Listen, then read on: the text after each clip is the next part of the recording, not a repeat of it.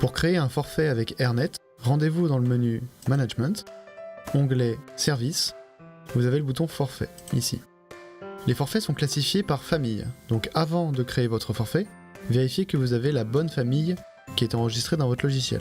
Pour ça, retournez dans Management Services et vous avez un bouton Famille. Dans notre exemple, nous allons créer un forfait coupe homme. Je vois ici que je n'ai pas de famille principale qui s'appelle coupe. Vous pouvez donc l'ajouter en cliquant ici et en saisissant.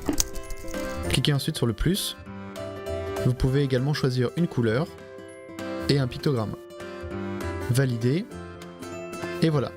J'ai bien ma famille coupe qui a été créée. Vous pouvez maintenant attribuer cette famille principale à toutes les prestations ou forfaits que vous désirez et ça vous permettra de mieux organiser vos services dans votre salon.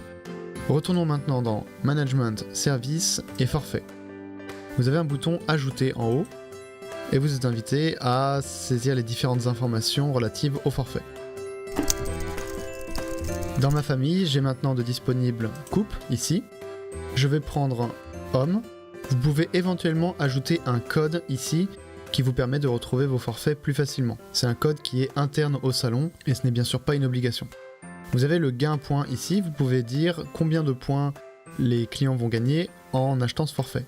Par exemple, je peux mettre rendez-vous maintenant dans la partie contenu. Vous avez deux choix qui s'offrent à vous.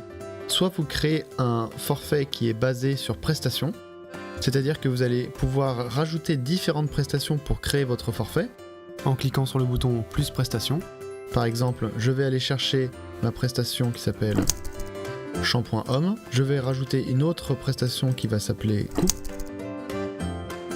Donc voilà, avec cette option-là, vous pouvez ajouter différentes prestations qui vont constituer votre forfait. Vous pouvez bien évidemment modifier les durées si celles-ci sont différentes de la prestation d'origine et modifier les prix.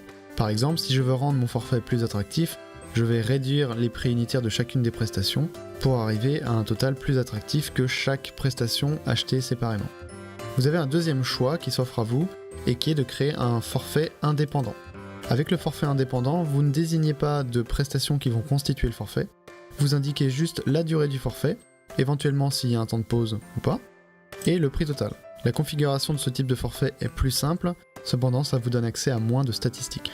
Je vais rester basé sur prestations et je vais faire valider. Voilà, mon forfait a été créé, je peux maintenant me rendre dans une facture, je vais sélectionner un client homme et aller dans mes forfaits. Il était dans la famille coupe et je vois que j'ai bien mon forfait qui est disponible ici. Voilà, vous savez maintenant comment créer un forfait soit basé sur prestations, soit en indépendant.